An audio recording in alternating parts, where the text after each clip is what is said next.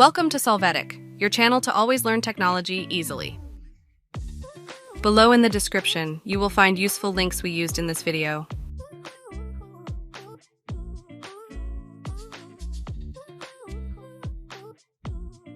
Today in Solvetic, we will see how to see Gmail password.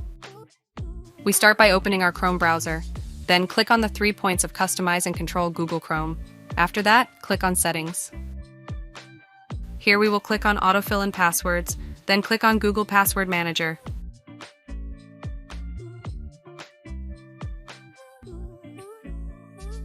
Here we will see our saved passwords. We will click on the accounts that we have saved from Google. Then inside we will see the Google accounts that we use to enter Gmail. We can click on the one we want to consult. Inside we can see the password option, and we will click on the view icon to show our password for that account. If you have many saved accounts, you can use the search engine above to find the saved Google accounts. Hey, remember to subscribe Solvetic channel.